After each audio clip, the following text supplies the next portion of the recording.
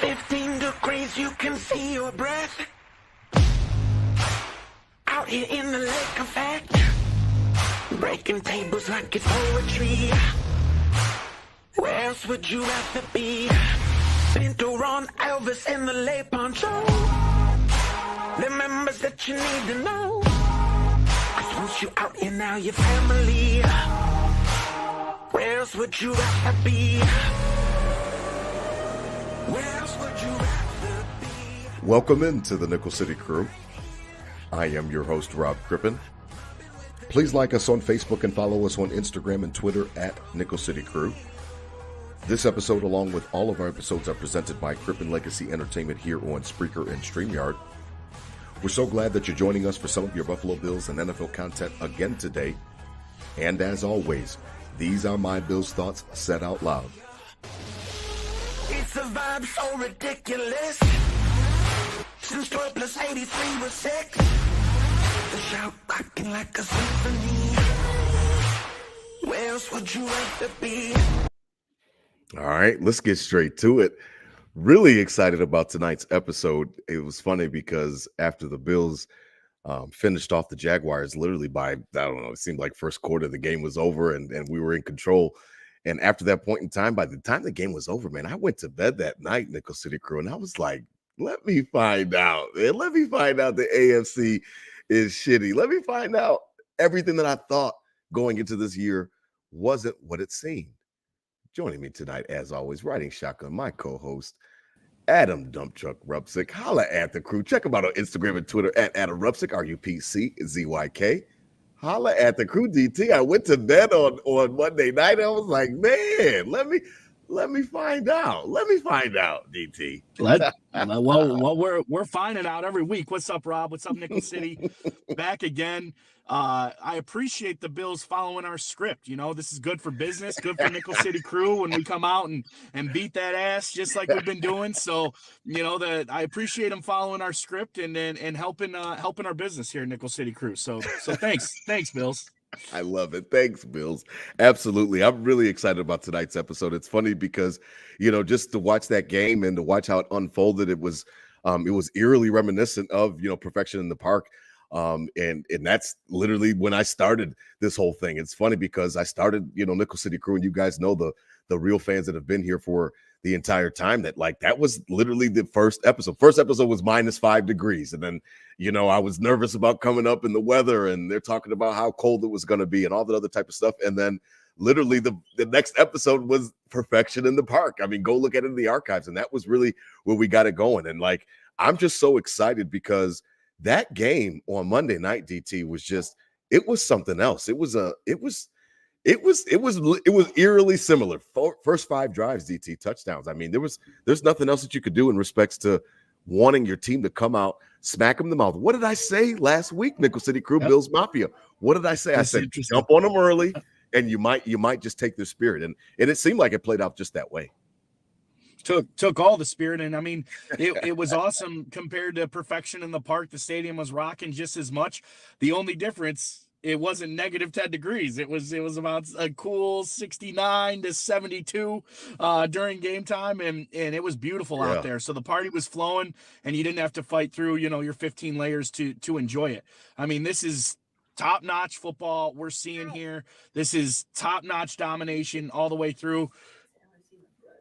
And, you know, we're talking, I love it. It's Perfection in the Park with a little warmer weather, with a little stick to the game plan, just like you said, get them disinterested early. And that's what they did. I mean, they were disinterested after about minute 3 of that game. It's crazy, man. They jumped out on them, Bills and Josh Allen, and the offense jumps out. 5 straight touchdown drives to start the game, which is, again, that's why I said it's eerily similar to Perfection in the Park. Just a complete domination, utter domination. The defense all over Trevor Lawrence, all over that offense throughout the entire night. It was a situation where everything seemed to be working, and it's funny because I'm not a hater. Nickel City Crew, I know you guys been getting at me on Twitter, and I got some Twitter buddies, and we've had them on the show last season and stuff like that. Like, I'm not a hater. I have no problem saying that I'm wrong and eating crow. this little everybody eats, I like to call it everybody snacks. Shout out to Mike Chopin at WGR. I sent out a tweet and he liked it because they're not really eating. Nobody's popping off or anything like that. Nobody's going crazy or anything like that. But everybody's just taking a little nibble, taking a little bite, and it's working, man. 10 different receivers touched the ball for receptions on Monday night, and it was a situation where DT, I mean, everything that Joe Brady was doing was working. I mean, it wasn't anything complex in respects to the schemes being all exotic, but like, I mean, I think about that the Shakir play where he fakes the motion. The defensive back might still be running towards the sideline to follow the motion. And I'm like, what is going on? He just cuts back, reverses course, and he's got like a nice little 20-yard gain. It was ridiculous in respects of the way that Joe Brady was dialing this thing up. He was locked in. Seemed to have the pulse of what the team wanted to do. I have no idea why Jacksonville was so determined to play man coverage. It doesn't make any sense why you'd ever play man coverage against Josh Allen. It's not a good formula, but Josh tore that ass up every single time they got in man. They refused to get out of it. He made them pay all night, DT. 47-10. It was a thrashing from the beginning. I mean, he refused to get out of it, so they just kept making him pay. Yeah, why would you change it up? I mean, the motto all off season of everybody eats, and our criticism on that was, that's what you say when you don't have shit. That's what you say when you don't have anybody good, and you're just like, well, everyone's going to get a little bit, but we're kind of learning that it wasn't just for eye candy, for media candy, for what you should be saying in the offseason. It was legit their game plan going in this year. And, we talked, we're up and down, and obviously only through week 3, a lot left to prove, absolutely. 3-14 is still on the table. It's the NFL. Sure. But, it's still the fact of all the questions we kind of had this offseason and where we were critical, especially on Nickel City Crew, where we were critical of this team. They're kind of showing that this wasn't just for the media. We weren't just saying this shit. Like, this is really what we're trying to do and what we're going to be successful in and what's going to work for us. So it's nice to see that through 3 weeks. It's nice to see that they weren't just feeding us BS and they are practicing what they preach. And I mean, think of the long term of this. How hard is this to game plan against, Rob? It's not, you don't got to shut down this guy. It's literally everybody. So I love it. I love, that we're not getting proved wrong per se, but definitely the narrative of you're just saying this because you have to say it to no, like this is what we're really doing, so it's comforting as a fan. And, at 3-0, we'll take that every day. I'll take it every day. You're absolutely right. Like I said, I'm not a hater or anything like that. I love my Bills just as much as any other member of the Mafia. I was just skeptical about it. And you're absolutely right. I did say that. I said that, it sounds like everybody eats sounds like a moniker that you say when you don't have shit, when you don't have a number one and different things like that. What I didn't really give enough credence to was the fact that, I mean, if you don't have a number one, then you've got to find a way to get the ball and distribute it out to other guys and make everybody dangerous. And I think that that's where Joe Brady, that's why I want to put the feather in his cap, is that he's making everybody a viable option. I understand that I called everybody a bunch of B's and C's and stuff like that. And maybe that's still true, but Khalil Shakir clearly seems to be Josh's favorite target. He's caught 14 out of 14 targets that he's got this year. He's caught every single ball. And the rest of the guys just seem to be, you're putting them in a scheme where it seems like everybody just gets a chance to just, okay, we'll go here, and then we'll go here, and we'll go here. And I will give a little bit of credence to the fact that Josh can play free and stuff like that. Like I bristle at the Stephon Diggs talk and stuff like that, that it was a good option to pass the ball to Stephon Diggs because he was always open. He's always breaking down his man, different things like that. So it was never something where I saw it as forcing the ball to Stephon Diggs, but I can understand, and I have to be able to tip my cap and say, listen, if I've got a game plan where I don't know who exactly to key in on, then it does make my job a little bit harder. Now, obviously, Jacksonville exasperated that by playing so much man coverage. So we'll get a chance to see, obviously, in these next 3 games, really what the Bills are made of in that respect. And we'll talk about that later in the show. But I did like to see the fact that it seemed like everybody had a role, and it seemed like Joe Brady had something carved out for everybody. You see James Cook first play from scrimmage on that little out route, little wheel route, and nobody's even touching. Like, I mean, he's just untouched for 20 yards or 15 yards, whatever it was, and he's right out of bounds. And I was like, okay, I like how this game was starting. And then all of a sudden it just kept going, the avalanche. That pass to Keon Coleman was perfect. It's a drag route. I run that play on college football, like with my squad. Like I run that drag route, and then all I got to do is lead my receiver enough, and then he's going to have some space to make a play. And that's exactly what Keon Coleman did. A perfectly placed ball by Josh Allen, by the way, who has just been locked in throughout this entire year. But DT, I mean, it's a little bit scary to see some of the type of stuff that they're doing because of the fact that if Joe Brady can keep it up, we understand that everybody's not going to play man coverage and be stubborn like Jacksonville was. But if Joe Brady can keep dialing up, then just keep pressing those buttons on me. Like I'm down with it. I'm cool. Yeah, in 2 weeks in a row, 17 hasn't taken a single hit. The only hit was on the QB sneak. And he didn't get hit. He just rolled with the people. It has not gotten hit. He has slid or got out of bounds or not gotten touched in now. What are we going on?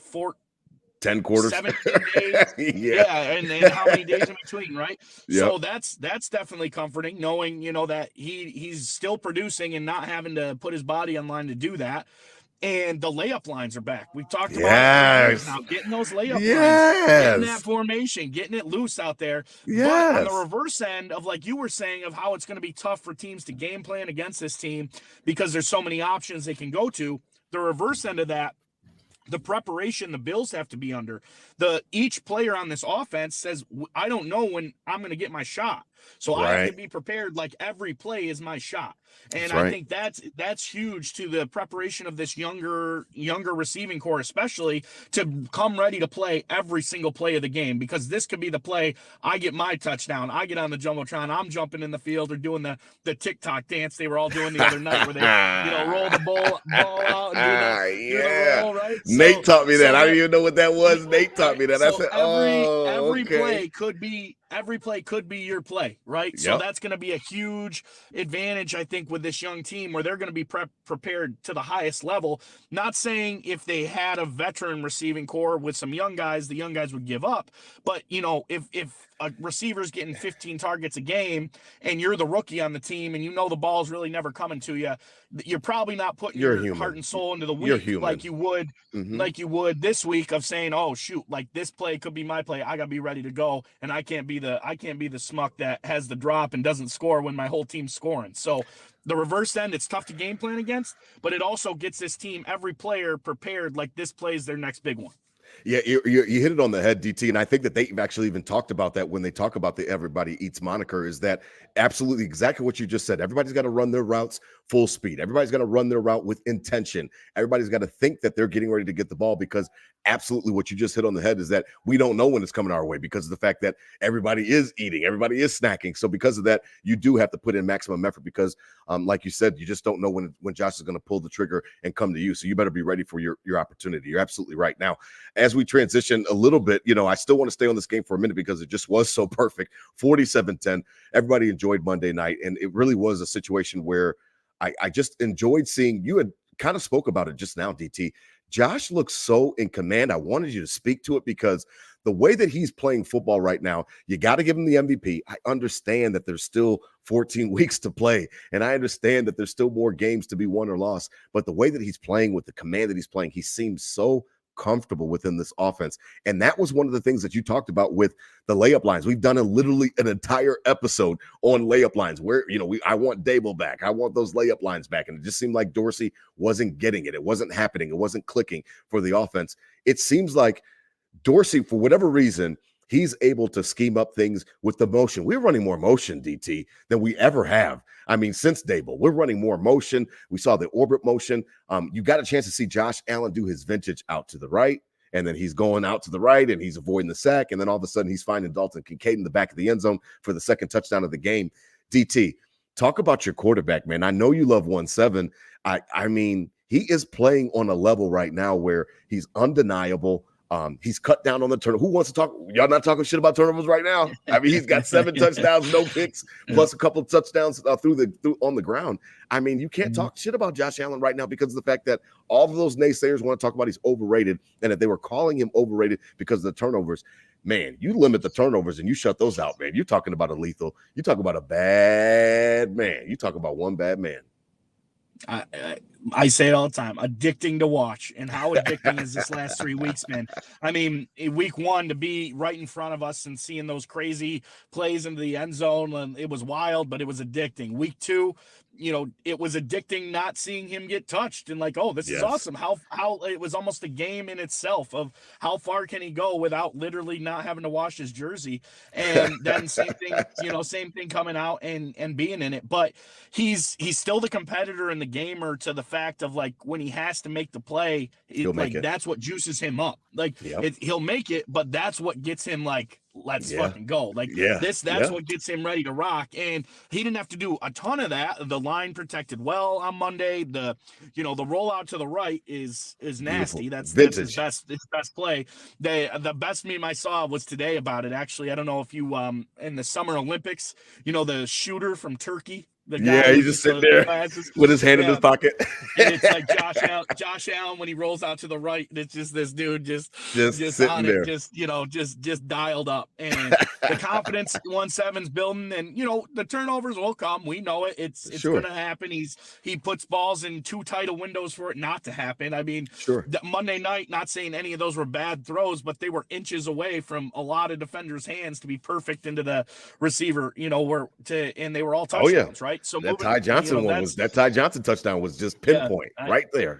But the Cook one would have probably been his best throw, maybe top 5 ever Josh Allen throw if Cook brings that in. But I'm not going to be too critical because he's making up for it. Maybe that's Cook's MO this year. Golly. Listen, I know I'm going to drop a few, but I'm just going to grind like hell and make up for it every other way. So when I do drop one, it's not as bad. But yeah, 1-7, cool, calm, collected. What did we talk about with Mama Monday last year with all the psychology about it? And after the first game, there was all these ups and downs of him being, what was it? Cool positive or happy positive or some low shit. positive. He wanted to keep low positive or some shit. Mm-hmm. This is, I think, what we were trying to get to. I hate that word and that philosophy we were going at back then, but this, I think, is what we were trying to get to, that zen, if you will. Yes. That zen is that, I'm back here. Nobody's effing with me. I'm putting it wherever I want. That's and right. I know I'm comfortable, and I know I got the backup to know, like, I'm not going to be touched, and I do have the swagger. And, yeah, if you keep giving this dude confidence, like, uh-oh. Watch out. Like this is like it is so it's so cliche and laughable to be like, oh, he's over. Everyone was saying he's overrated, right? But really, it's so ridiculous that was even a thing. Like watching just one of these 3 games from this dude is enough to be like, this is absolutely ridiculous. So he's got the zen. He's gaining more confidence than it's his team now, and he's having success like this. The confidence is going to keep growing, and it's going to be like you don't want to keep feeding that, giving that Ferrari the right gas. You don't want to keep giving that Ferrari the right gas because it's going to blow your fucking doors off, Rob. I love it. Absolutely. You're absolutely right. I mean, he's locked in. There's no other way to put it. He's got to be the MVP, front runner. I think the odds changed literally during the game before like halftime. It went from Patrick Mahomes and flipped to Josh Allen leading. He's the down league. to like plus 200. It's going to be even money it's soon. Insane. Yeah. It's Josh Allen. It'll be like that Tiger Woods. It's Tiger Woods or the field. You pick one or the other. You know what I mean? So it's one of those situations. So yeah, again, I mean, we can't harp on him enough. That is QB1. That is our quarterback, and he looks like he's on his way to an MVP season. Josh Allen, 23 of 30, 263 yards, 4 touchdowns, all in the first half. When we talk about taking the foot off the gas, the man could have threw for 500 yards if he wanted to, well over maybe 6 touchdowns, whatever the case may be, if we would have kept the gas on, or like I said, Jacksonville would have been able to keep up. Now, one of the reasons before we transition away from this game, DT, that Jacksonville has not been able to keep up on Monday was the fact that this defense, DT, is just, I mean, we would be remiss if we don't talk about the defense. And shout out to all the listeners that are out there, over 340 so far on all different platforms. We appreciate you guys tuning in tonight. I mean, DT, Sean McDermott, man, I can't stand his ass. I'm always on his ass. I'm always talking junk about him. But, I mean, there's one thing that I just can't take away from him. He knows how to coach defense. He does, man. And whether it's Leslie Frazier or Bobby Babich, it doesn't matter to me so much about the play caller. To me, because it's his scheme. This is my baby. That's like me giving you a script and then telling you to read off the script. Well, you can read off the script, but it's still my script. Like, I know what I want you to execute. Sean McDermott, man, he is pushing all the right buttons. Like he's pushing every right button because of the fact that you come off Miami, 10 points, you shut that entire offense down even before the Tua injury. And then this week, I mean, I saw the meme where what's it called? Trevor Lawrence is spinning and there's nobody there. There is nobody that's coming. There's no pressure. I'm like, oh my God, this dude has got the Sam Darnold ghost gene in him right now. He's spinning from nothing. Von Miller back in action. All of the backups that are doing well right now in their in their roles as they fill in for Taron Johnson and Terrell Bernard. I think there was a sack, a UB sack, where Cam Lewis and Jamarcus Ingram meet Trevor Lawrence at the quarterback. I'm like, what is going on right now? I'm like, yo, UV, yes, UV, DVU, DT. I mean, we can hate on Sean McDermott as much as we want in respect to him being a defensive coach and wanting Josh to have an offensive play caller to be his head coach. But I just can't argue with the results. This man gets results on the defensive side of the football. He's really good, man. He's really good at his job.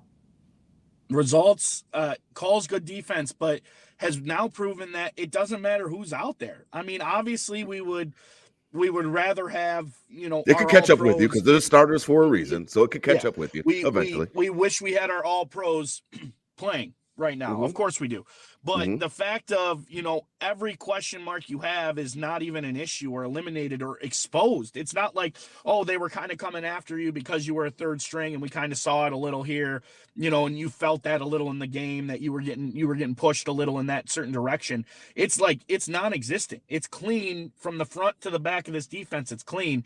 And I think that's huge kudos to McDermott and this defensive culture he brought here and kind of that pump up Bobby Vavich has this year of kind of getting that energy to this team and this defense. I mean, it's literally every single person is contributing here. The defensive line's getting the pressure they need. The defensive backs still haven't let a pass over 12 yards complete in the game. That's insane? Say that again for Nickel City Crew and Bills Mafia.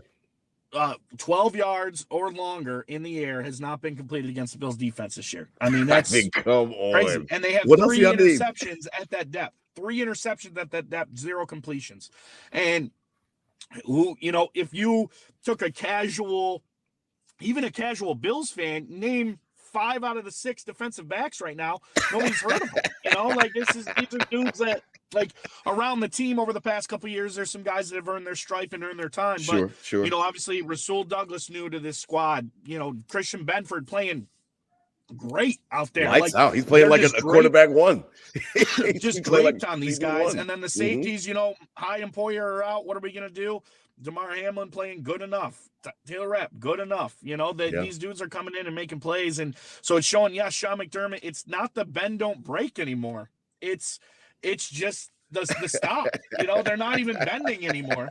They're not even bending to not break. They're just stopping. And that's dominant. And again, that we talk about the confidence in 1-7 as that builds, the confidence in this defense builds. And, they're not backups anymore going into week 4 in Baltimore and going against the reigning MVP, if you will. They're not. You don't have those jitters as you would of like, oh, I'm a third stringer, I'm going up against Lamar Jackson. Like this is some real shit I got to be prepared for. This is like, nah, we're a good defense. I know my brother's got my back out here. I'm going to go out here and make plays because I trust the scheme. I trust where we're at. And so that confidence is building, but it also that builds the confidence for 1-7 and this offensive side of the ball when like there's not that pressure of, damn, I know my defense is going to let me down. So I have to get out here. I have to get out here and score, and makes it desperate and puts all those other factors into the offensive side of the ball. They can go out there in that Zen mode, like, yeah, our defense is going to get a stop, so let's go out here for fun and score another touchdown. And maybe these dudes like just get on the bus at halftime. Yeah, man, I can't really say anything other than echo everything that you're saying because of the fact that you're absolutely right. You're hitting on the head. I mean, everybody's stepping up. Dorian Williams leads the way with 11 tackles. I mean, and it was just a situation where I told you last week, it seemed like the game's slowing down for him just a little bit. He's not out of position like he was last year all the time, running like a chicken with his head cut off. It's just been so fun to watch in respect to that. And I have to give respect and honor where it's due. That's just my nature. And Sean McDermott, as much as I rag on him, he is he's fielding a defense that seems to be, you can fear it. I mean, at this point in time, you can fear that defense. You know that it's not going to be an easy day. And if Von Miller wants to continue to come back and make this resurgence, I see all these memes on Instagram with him rising up like the Undertaker and stuff like that. I'm just laughing my ass off because we talked about it in the offseason, DT, that, we didn't expect anything. So like, this is like found money, you know, and it's like looking in your couch and you find like, damn, I must have let the $20 bill slip out one night when I was drunk. And like, look at it, I got extra 20. Von Miller makes up for so much of the fact because you stop and you don't have the necessity to blitz. If you can come with front four pressure, we have seen it. We've seen it play out time and time again. We talked about it. The Giants beat the Patriots, the mighty Patriots, twice because of the fact that they just had guys on the front line, front four. Let the back seven just cover, man. And if you've got that front four pressure, you make yourself extremely, extremely difficult to score on. And the Bills seem to be doing that. Now, as we transition, tonight's episode, as all episodes, are presented by 26shirts.com. Head on over to 26shirts.com for all of your latest Buffalo Bills themed t-shirts and Buffalo Sabres themed t-shirts, Buffalo City themed t-shirts. Again, portion of the proceeds are going to a great cause across the country, across Western New York, across the world. Check them out, 26shirts.com. A portion of the proceeds go to families that are in need. Again, you can waste money way, way worse than you can by going and supporting a great cause like 26 Shirts. So head on over there. And we do appreciate them always sponsoring and being a part of this show. Now, DT, as we transition, I named the episode the way that I did because of the fact that I went to bed, DT, on Monday night. I grabbed ESPN. I clicked standings, which I'll do right now. And I looked around and I said, wait a minute. I said, something's fishy going on right now because it's so funny, DT. We make all these, we prognosticate. We make all these different predictions before the year that we have no idea what's going to happen. And a lot of our stuff that we come up with in respects to predictions are based on last year. But as we always talk about, DT, every year is a new year. Every year is its own episode. It's its own season. It's its own series. And I'm like, man, I'm looking around the AFC, DT. Kansas City can easily be 0-3. Easily. We can look at the actual specific plays where they got lucky as hell. Now, I know that Cincinnati game, that was a real pass interference. Singular plays. Yes. Kansas City, you've got Cincinnati, the pass interference that if that cornerback is not early, they should lose that game. It's 4th and 16. That game should be over. The next week, who'd they have that next week? Falcons. So the Falcons game, same thing. Should come down to a play or two where like you can lose that game. And then the first game was literally a toe. Isaiah Likely's toe. They could be 0-3. Then I looked at Houston. I said, well, Houston, I like them. I know you don't like them and you get mad. I'm like, but I like CJ Stroud. I like the cut. I like the cut of their jib and this and that. And I'm like, you know what? Man, Minnesota just handled them. And I'm like, okay, well, I'll take a step back because I heard that Brian Flores is coming up with some exotic schemes and he's doing a lot of showing something and then post snap, it's completely different. I'm like, okay, but they got their ass whooped. I mean, I watched most of that game. And I'm like, they got their ass whooped though. Then I'm like, Baltimore, they can't hold on to a lead to save their lives. I'm like, they lost the lead to the Raiders at home in their home opener. I'm like, and then Dallas almost came back on the ass and they up like 22 points. I'm like, what is going on? Cincinnati, they lost to New England and Washington. And I'm like, wait. DT, Pittsburgh, they're 3-0. We know that they're fucking frauds. I'm like, yo, Cleveland, Vegas, Miami, Denver, Tennessee, Indianapolis, New England, the Jacksonville Jaguars, they're all toast. They're toast. Yeah. Those seasons are done. And obviously I'll give respect to the fact that we don't know enough about the Jets yet, so they're still lurking. DT, I sent you the show notes, man. This AFC is looking wonky right now. And because of that, man, I just went to bed on Monday night and I'm like, man, why not us? Like, let me find out the AFC is not what we thought it was because I had no anticipation of thinking that the Bills could represent the conference. And it did all change after 3 weeks. It's changed for me. I'll be honest. Yeah, I mean, it has to, Rob. You're looking. It's early, but it's changed. The Chiefs, the Chiefs are still 3-0, and the rest of that division isn't looking outstanding. I mean, the Raiders aren't going to give them a run. The Broncos are had a good week, but it's going to be tough to get that rookie and just that vanilla offense going. And the Chargers, I think, are a problem for some teams, but they're not a team that's going to be fighting for a 2-3 seed later in the season, right? It's a team that might, if anything, get us a loss to the Chiefs and help us out there and beat the Chiefs. The Chiefs obviously are still up there. I hate to say, but the rest of that division, you would think Jacksonville and Indianapolis would look a little better going in, but they don't. And so I think Houston has the edge there where they're still going to be prevailing because that division just looks worse than we thought it was going to be. We thought the Sure. Jaguars and the Colts would be a little better this year. Texans a little better, and it's almost a three-headed monster. I Now, agree. Texans are probably going to be able to get some cheap ones in that division. But yeah, I think you said it the best there. Other than the obvious Chiefs, I think the biggest threat looking right now is the Jets, and we don't really know about it. Like, they beat the Patriots, sick, and then who did they beat week 2? Who's that? Patriots? Yeah, no, the Jets. No, they beat the Pats. Right? No. Oh, no. They barely beat Tennessee. They barely beat Tennessee. Barely beat Tennessee, yes. Yeah, and Tennessee's looking tough. Will Levis gifted them we a still touchdown. don't know about them, but they looked a little more in the zone. But hey, they're in our division, and we get to play them twice. So we control our destiny against maybe the biggest threat in the conference, obviously, other than the Chiefs. So yeah, you're right. I like it. The teams that it's loaded, we're going to be stacked top to bottom. It's kind of not as loaded. It was a fake weight, like those fishermen that got caught in the bass fishing tournament where they put the fish up but filled their mouth with weights so they weighed more, and they cut the fish open and found all the weights, and they say these fish don't weigh that much. So we were holding up the heavy fish this summer, thinking the AFC was heavier than it really was, and the competitors are still going to be there. The Chiefs will be there, obviously. Ravens got a lot of work to do, and the way they're playing is opposite of what they need. Getting up and blowing leads at 1 and 2, you got to win some easy ones coming up, and the schedule stuff. You got the wagon Bills coming in this week, and playing with leads and with work to do at 1 and 2. So they're kind of on the reverse end of making it. I think they still might, but yeah, the fish isn't as heavy as we thought, Rob. Our biggest competitor other than the Chiefs, I would think, is the Jets, and we get to play them twice. So like where we stand, like it's not as stacked, it's almost relieving, and we got to take advantage of it. Yeah, I mean, it's interesting, and like I'll put a caveat on it, before we transition. I'll put a caveat. I understand, like you talked about at the beginning of the show, there's still plenty of time left.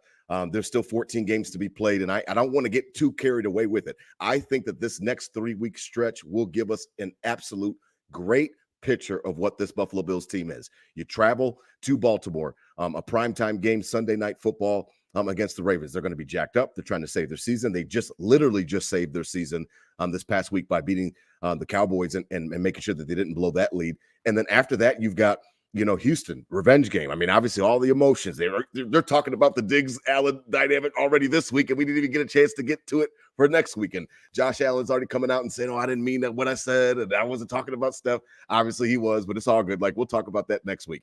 And then after that Houston game, you go back on the road, and go back to MetLife, and you play the Jets, and you play and see, okay, you guys think that you're ready? Here we come. You know what I mean? We're coming to your house, and here's a great test for both of us. So in that respect, I understand that, these next 3 weeks will give us a great a glean into what this team is for this year. But I couldn't help go to bed on Monday night after seeing that performance. I understand the opponent, all that other stuff, and they played man coverage, but I felt giddy because when I looked around the rest of the conference, I was like, let me find out, man, that like KC hasn't looked good. Like, they haven't. And anybody wants to challenge me on that, a KC fan, they haven't, but the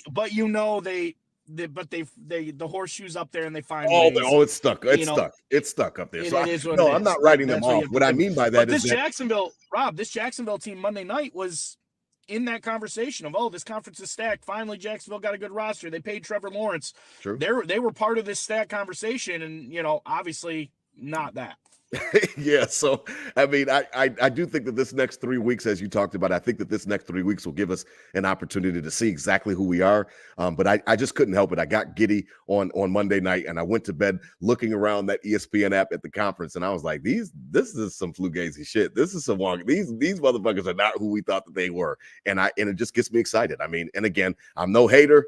Everybody snacks, everybody eats. It's all good with me as long as they keep winning football games. I really could give a shit. So for all the people that are on Twitter giving me shit, you can stay out of my mentions because I would never root for the Bills not to be good. I just was a little bit concerned. I thought that it was logical to be concerned, and it seems like Joe Brady wants to push all the right buttons. Now, as we begin to transition and to wrap up tonight, DT, it was funny because I wanted to get what you how you experience it. I know we text each other and stuff like that on the group chat, but Nickel City Crew Tailgate Report presented tonight once again by Queen City Vintage. Check them out, Queen City Vintage.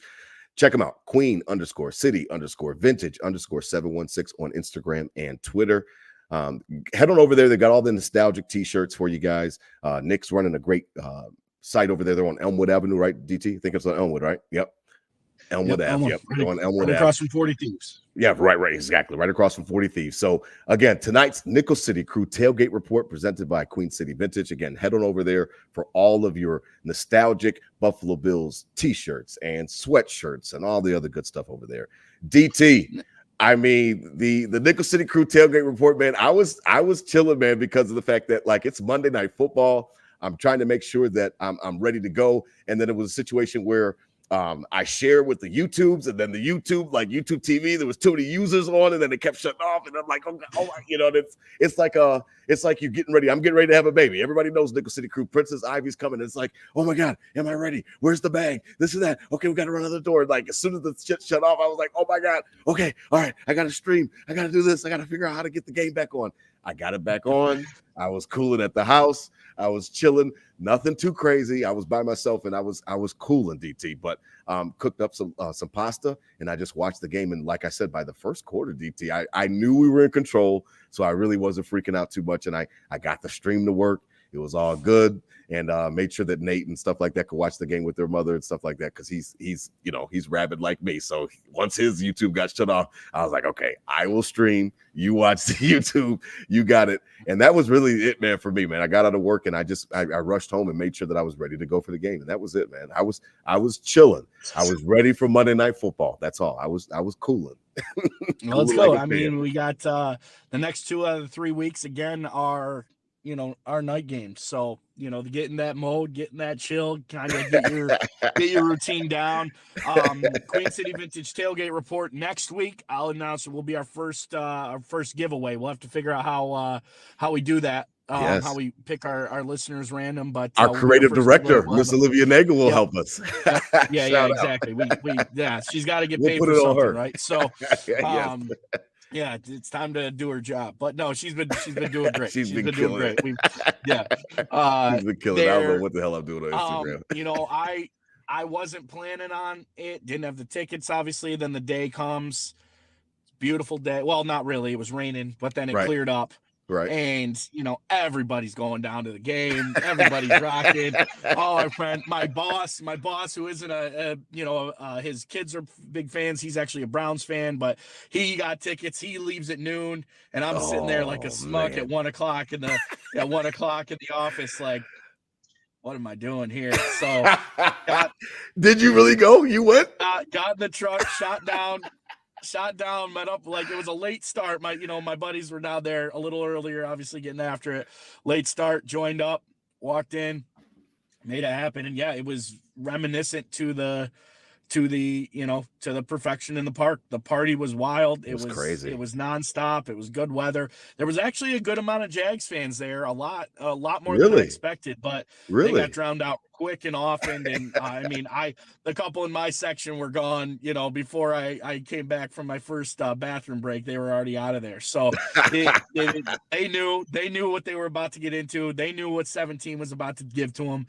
I said it last week. He owed him an ass kicking, and he provided and prevailed. So yeah, I'm glad I didn't miss it, because I would have, it was just a good moment. And those moments you got to stack up, especially in the stadium that we're not going to have, after the next couple of years. So was awesome, was beautiful, was a little, like, not emotional, I'd say, but a little like, okay, this is us now. This is us. Let's go. Let's go. Absolutely. So I loved it. No rain till the very end when you were walking to the car. Traffic wasn't too bad. There was no major hiccups, if you will. Sure. Late edition to go. Had a great time. Let's rock and roll. That's what's up, man. I love it, man. I love to hear stories. I called that shit last week. I said DT is fronting like he's not gonna go, but I know DT like he's my brother from another mother, man. Just like the one we get ready to bring on. I was like, I know DT's gonna bring his ass down to the stadium. I know he's not gonna just stay at the Bachelor Pad 330 Linden. I was like, I know it. So thank you for surprising me, because I never asked you what you did. So that's good marketing right there. There you go. Nickel City Crew Tailgate Report. As we continue the report, before we finish, I've got to give a shout out, and I have to bring somebody on, because it's funny, DT, what do we always talk about? Bills equal family, and the mafia equals family, and all the type of stuff. I met this brother like years ago. This is before I even had kids, pretty much, and like it's a situation where we just clicked from the very beginning. We've always been tight from the very beginning. Great father, great dude all around. He coaches like I do, coaches his son's football team. And I mean, when I came up for the game, what did I tell you? I was like, I just want to just be able to chill and relax on Saturday because I'm tired. I was like, where am I going to go? And my cousin was out of town. He was in Mexico. And I was like, man, I can't think of anybody else other than my other brother from another mother, Dion Brown. Check him out on Instagram and Twitter at Dion Brown. And Dion, if y'all checked out the Instagram today, y'all saw that nice little trailer. That is a custom trailer that Dion and his boys hooked up. One of Kent East's finest football and basketball star, my man Dion Brown. Holla at the crew. We just went over 500 followers today, man. Holla at the crew, man. They all here to see you. What's up, crew? What's up, crew? Finally on this stream, man. It's been a long time. I've been waiting for this moment, man, for years. So thank you for having me on. Yeah, man, absolutely, man. I saw that, the trailer, like I said, that trailer that everybody sees on IG today, that's Dion's and his boys. The touch that I love the most, and I even told you, the touch I love the most is that desk where you could pour out the drinks is covered in Buffalo Bills cards and then laminated so that no drinks or anything spill on it and ruin it. When I tell you that thing is just, what is that little emoji like? Just magnifique. That shit is fire. Ooh, I love that thing, man. I love it, man. The trailer is hot. Y'all did a great job with the paint job, man. What was it like, man, out there, man, enjoying it? I didn't even, it was funny. Somebody asked me, did I see the stadium? And I was like, when I was up there for the opener, I was so into it with DT that I didn't even bother to look at the stadium on the way in or the way out. And then when I saw your video that you sent me, the stadium's literally right there in the backdrop, man. And I was like, damn, I went all the way up and drove 650 miles, 1,300 round trip, and I didn't even look at that bitch. But you had it in your video, man. How was the tailgate, Dion? What's up, D? Oh, man. So, well, to start off, this is our third year with Seasons. Our little crew that we got over there at the little trailer.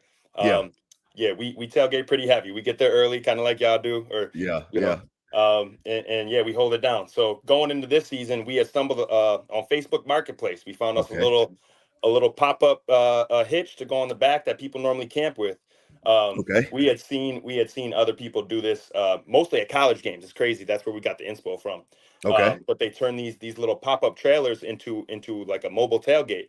And the guy said, hey, look, you come pick this thing up. It's yours for free. So we scooted over there. Picked it up, and throughout the off season, we've been just kind of slowly putting it together when we got time. But it looks sweet, cool, man. The colors look nice, the paint job looked nice, the table looked nice, and then I saw the little couches, little cushions, Buffalo Bills cushions. I was like, oh shit, that is got so a little dope. upholstery done. A little upholstery, man. That was hot, man. And then shout out to Bills Milfia. I know your lady. Chelsea is holding it down with the Bills Milfia, so check them out as well on Instagram at Bills Milfia. Yes, you heard it right, the Milfia. We got to represent for the moms too. They need it too. They need to get their love too. So shout out to Dion and check out Bills Milfia, man. You're gonna like their content in respects to their sweatshirts. They sell sweatshirts and merch, and check them out as well. But I saw you, man, out there, man. I saw that video, and I really enjoyed getting a chance to see it because I knew you were out there representing for us, man. Because I couldn't get up. Yes, sir. Yeah. Shout out to the wifey. Yeah, she's holding it down at the Milfia. If you're looking for any apparel, she got a little shop. She has an Etsy, and we're doing new drops every couple weeks, maybe a month or so. So definitely shoot a follow and stay on the lookout for more drops coming. Yeah, the MILFs make me want to shout. I know that's right. I love it. I love it. Dion, give us some of your thoughts, man, before we wrap up tonight, man. What did you think and how did you consume the game? I know you were there. We just talked about the tailgate. How was it, man? Was it just everything? We were there. You and I were there for Perfection in the Park. Look at that. Listen, you and I were together for Perfection in the Park. I want to start there, man. I want to start back at Perfection in the Park. You guys both brought it up already. I had the pleasure of going to the game with Rob. Rob had an extra ticket. He came all the way up. He ended up staying with us, and he was like, man, if I'd be honored if you go to the game with me. And I'm like, my pleasure. Are you kidding me? So we end up, you guys already know the story. It was cold, and My man's been removed from the cold for a little bit. He was a little bit worried. I said, look, we got the snow gear. We got it all. We got hand warmers. Come on down. You bring me. I got you. So that was my first. I hadn't been to a game in probably a couple years prior to that. That was my real first taste of this new Bills regime. Sure. And what a night. The next year we went and bought seasons. It was over. It was over, man. I said, I can't miss this. I can't miss none of this. So yeah, we're 3 years going now with the season. So shout out to Crip over here holding it down that day. A little inspiration. I like it. Yeah, going in actually. Where's Go ahead. Where's your spot? Where you set up? Yeah, where are your seats? So we've been talking about moving since we got the tickets. We have not moved yet, but maybe when the new stadium. We are up in 329 Bill sideline. There's no bad seat in the Ralph. I know anybody up over there in the house. Yeah, I know all about 329. That's 10 years. That's 10 years. Yeah. Oh man. Yeah. So anyone up there in the stands, and you find me in the hallway or at the snack stand, come say hi. Come say what's up. I'm cool. That's what's up. That's what's up. So what was it like Monday night, man? Yeah. Yeah, man. Actually, to start the day off, I had to work. So similar to DT, I had a half day, so I had to make it to lunch. And I am on Bills days useless at work, man. All I'm thinking about is getting to this stadium. I gotta get my clothes ready, and so I couldn't wait. I couldn't wait to get out of work, and we rushed over. We had a great tailgate. It was our first day bringing the pop-up trailer. We got a lot of love. So that was pretty cool. The day was crazy. Where'd you park? We park at La Galleria. So if you guys see that stadium in the background, we've been parking at La Galleria for 3 years now. They actually sold some of their land for the new stadium. So we are like right underneath. Oh my God. It's cool. Let me man, we had a cool little tailgate. We got us some Picasso's pizza. Shout out to Picasso's. If you're from Buffalo, you know about that. So had a good little tailgate. The weather was crazy all day, man. I didn't know to put more clothes on when it started raining, to take them off because the sun came out. But the tailgate was fun, and once we got in the stadium, man, it was on. It was a party. It was an absolute party. It was a party, and like DT said at the beginning of the show, that it's like perfection in the park but with better weather. And I couldn't imagine perfection in the park with better weather, because I didn't even know I was fucking cold till the third quarter. And I told D, hey D, I can't feel my toes. Like, and that was the first time that I knew that it was cold. You know what I mean? Because just that euphoria. And DT's talked about it many times. He talked about his first experience being at the Ralph, and how he never wanted the clock to wind down. He just wanted to stay there forever. And like, I totally get that. And that's how it felt for perfection in the park. It was just such a perfect night, besides obviously the cold. But like, I honestly, that's the hand of God. I did not even think about being cold. Did not even think about it being -5 or 7, whatever it was, until like third quarter when we whooping that ass. And I'm like, man, I've wiggled my big left toe like 6 times. And I don't know if it's wiggling or if it's just sitting in my Timbs. Like, I have no idea if that shit is moving. And to help us wrap up the show tonight, because I invited him before, and Nickel City Crew already knows him. He's already been on many times, but I'm like, when I saw him pop in, I'm like, there's no way that we're ending this show without letting Big Mike come through, man. One of the funniest cats I've ever met, and I love him. Check him out. You see his handle at Big Mike _Barber 716. He's down here in Charlotte. I'm holding it down. When I tell you that he's holding it down on another level. 704s. I mean, he's from Buff. He knows how to cut. You check out that page. Everything that he does is crispy. Everything he does is crispy. And he's repping the 716 every single day. He just opened up his own shop. I'm going to be my own boss. I mean, I love that Rick Ross energy. Like DT talking about, we doing our own shit. Right. Holla at the crew, Big Mike. It's been a little while since you've been on. Holla at the crew. You came on a little bit late, but it's never too late for you. Nickel City, clear out. Oh my God. You heard the name. What's up, baby? Shot 143. You heard the name. You can check out Big Mike and his partner in crime, T. Estelle. Check them out on Instagram and Twitter give them the handle for the show. What is it? NYAP at 716. That's not your average podcast in the 716. You heard the name. Yeah. What's good, Big Mike? Big Mike has authored probably the funniest, to me, this is me personally, Nickel City Crew can give their comments, the funniest banter that we ever had, DT, was when we talked about with Mike about Tremaine Edmonds. He said, I need this cat to stub his big toe. He said, I need him to get in an argument with his girl or lose some money gambling.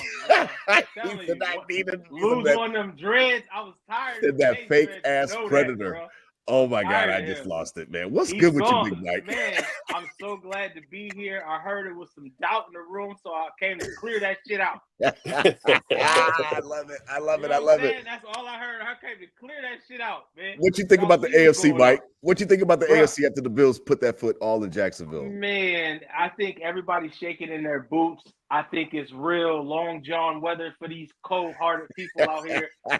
It's really time for the Bills to shine. You got your number one quarterback, the magnificent, the almighty, being able to think clearly, and do him. And all I'm gonna say is, 2 more games with that glove, he is officially Thanos Allen. So mark it right here. What is that? 50-23? Mark that down. We're gonna revisit this. You know what I'm saying? Thanos Allen. Thanos Allen. DT, you hearing this shit? He's taking lives, man. This man is literally eating animals the first section of our season, bro. Yo, man, he's been on another level. Cats. We've had everything. Like, we're taking over, bro. Yeah, man. He's eating tuna. He's eating cats. Everything. He's eating everything, man. Yeah, he's something else for sure. We talked about at the beginning of the show before you hear that he's locked in on another level, and it's really fun to see. I had told, and that's why I named the episode the way that I did before we wrap up tonight, Big Mike. I wanted to get your thoughts on the AFC because what I thought was when I went to bed on Monday, I was just telling the crew and telling Bills Mafia that I just looked around the AFC and I'm just not that scared. And it seemed like all of the things that I thought about coming into the year and all of the respect I was putting on the names of, and the Chiefs, DT's right. I still got to put the, respect on the champs, the 2-time champs. But I look around this conference and it's just like, man, I thought that y'all were something that y'all are not. And I don't know. I'm just not scared of anybody like I thought I was, man. And you shouldn't be, man. The hallways are hollow. Things are shaky in the AFC, and I'm not mad at it. You know what I'm saying? Like, when you look at the guys who are still undefeated, like the Steelers and the Chiefs and things like that, they're frauds. All their games are real close. We ain't like that. We putting foot to ass every game, and we not playing around, and we left some shit on the curb this last game. We could have scored more. Yeah, we talked about that. Like, Josh could have threw for 500 and like 6 touchdowns. Bro, come on, man. When you see that man in the hat, he knee deep in whoever he was playing with. He knee deep in that ass. Absolutely. You ain't lying about that for sure. I mean, the conference just looks a little bit different. Dion, what do you think about the conference? Does the start of the Bills, because I think we all can agree, DT as well, I think we all can agree, this next 3 games is going to give us an opportunity to really take a glean into who the Buffalo Bills for the 24 season are, because you've got Baltimore on the road. They're going to be trying to save their season again after they just saved it. And then you've got, Houston revenge game, and then you've got the Jets on the road. All 3 straight on the road. I mean, it's going to be a situation where you can find out a lot about this team. Yeah, that's a fact. Dion, what you think? Oh man, I don't see anybody who I'm really fearful of going into the season. I can't say that was the same case, but right now, like you guys already hit on the head. It's looking shaky. It's looking shaky out there. We got a lot of frauds at the top with us. But right now, like Mike said, we the top scoring team right now. It's going to be hard to knock us off that pedestal if we keep rolling the way we're rolling. And we playing D too, Big Mike. And we playing D too. Right. Not just the offense, the D there too. You see how some animals get their fruit off of the tree. They butt the root. You see what I'm saying? Yeah. Shake all the looseness out. You see what I'm saying? And that's what we do in the Buffalo, hitting the root. Bam! Bam! Shaking all the shit out. You see what I'm saying? So that's all we doing. That's all we doing. Buffalo doing its thing. It's in the name. I love it. I love it, man. I mean, it's been fun tonight, because of the fact that, like I said, that I thought differently about the conference after I went to bed, as I was going to bed, on Monday night, and nothing's really changed this week. In that respect, we got obviously tonight we got an NFC matchup, the Giants and the Cowboys, and then we'll get into Sunday action, and then Sunday Night Football, Bills at Baltimore, Crab Cake City. They are going to be hungry. I think we all can agree on that. I know DT had to duck out, but they're all going to be hungry. They're all going to be ready to go. They're trying to save their season. They just saved it last week in Dallas. They're not somebody that should be taken lightly or anything like that. But I'm confident. I feel good about the matchup. I know that Lamar Jackson is a problem, but he's not been a problem for Sean McDermott. We've literally haunted two entities over there, Lamar and the Ravens, and now they added another fellow that we've haunted, Henry. You see what I'm saying? We've stopped Henry in his tracks every time we played him. Maybe he had one breakout play anytime we played him. The Josh Norman play that everybody plays. Yeah. Other than that, bro, he's been mute. So you put them together, it's like, okay, let's see. We've seen what y'all done. Everything is skin to teeth. You know what I'm saying? They're giving up some leads. Y'all played a Dallas who is just like super ass.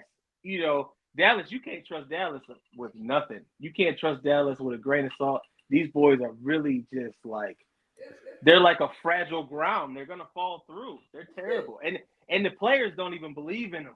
That's the crazy part. Like, the players don't believe in Dallas. So I think Dallas gonna lose tonight. What y'all think?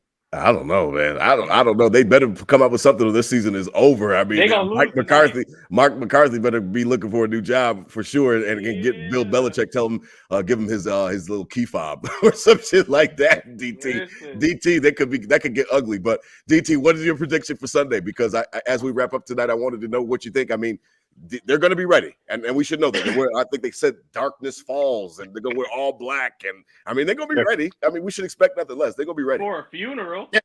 I mean, 20-3 at home in prime time or some bullshit. It don't matter. I think Josh is on a roll. This team's on a roll.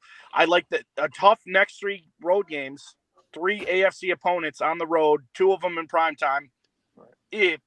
3-0 obviously is ideal. 2-1 you can live with, because then you go, if it's 2-1, you're at 5-1 going into Titans Dolphins home in November, right? So that's 7-1 before you get into the stretch of the Colts, the Chiefs, and the 49ers. So I'm never looking ahead.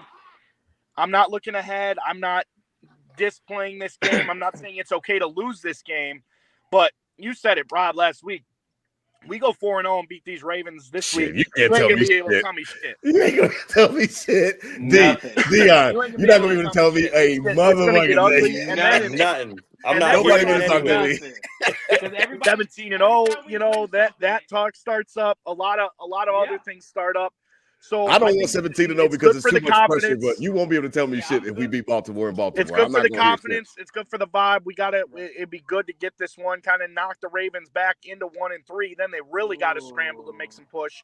Yeah. And, then you have a lot less pressure going into Houston the week after. So I like us. I like the idea. I mean, they ran all over the Cowboys, but everyone does.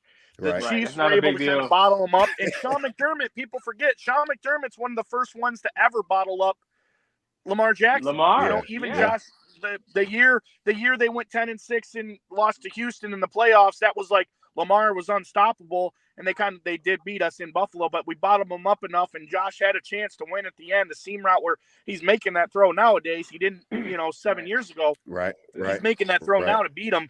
And then the playoff game bottled them up, and then the last time we were there, they got off to a quick start. We settled in and didn't let them do anything. So I think it's going to be the obvious thing. You're going to make them try to beat us in the air, shut down Derrick Henry as much as you can. He's running he's a huge MFer, but he runs straight up and down. And the Chiefs were able to completely take him out of the game week 1, where he didn't even come in the second half when it was close. So yeah. So I mean, we got to lock in. I think it's a winnable situation. Obviously, watching this team, it's all winnable. But we like to do it 20-3 at home in prime time, all black uniforms, whatever. We're going in with the white blue bottoms, just like Miami. Just another business trip. Just another business trip. As long as Allen got that glove, we good, baby. They no salad. Is this the OJ curse? The OJ curse, oh my God, is lifted, and Josh comes in with the glove this year and takes us to the Super Bowl. Yo, Is that how it has to be? Then yo, that's I will wear, if Josh takes us to a Super Bowl, I will wear a glove the entire 2 weeks between the AFC Championship game and the Super Bowl. I'll wear it to bed. I'll feed my kids with it. I do promise you, everything. mark my words, bro. Everybody's gonna be wearing a glove. We got 2 more games. 2 more games with the glove. He's Thanos Allen. The world is fucked up. You understand? Yo, me? Dion. You think Michael Jackson's glove was the hot shit? We have the internet now. Allen's gonna fuck shit up with the put rhinestones on. He gonna put 17 on the knuckles. Oh my god! Oh my god! Dion, save us, man. What's your vibe check for Sunday night as we wrap up? Oh my God, I love you, Big Mike. I will. I got about Nickel City Crew knows Princess Ivy is coming. I will feed her with a glove if Josh Allen takes us to the Super Bowl. I sure enough will. Lord have mercy. What's your vibe check, D? As we wrap up. Look, man, we've had Lamar's number, and we've had Derrick Henry's number separately. I know they're bringing them together, but I mean, what's the difference, man? What's the difference? Trying to combine them like Voltron. You know what I mean? As long as we coming out and sticking like the Chiefs did, like we said, they're gonna abandon that run. And if you start to throw like DT said, past 12 yards, you already know what's gonna happen. That thing might end up going the other way. So DT said it's the no-fly zone. No, not over there. So yeah, I mean, if we get ahead early like we did last weekend, sky's the limit, man. I got what do I got? Let me get 30, 17, and that 17 is going to be a late game score. Wow.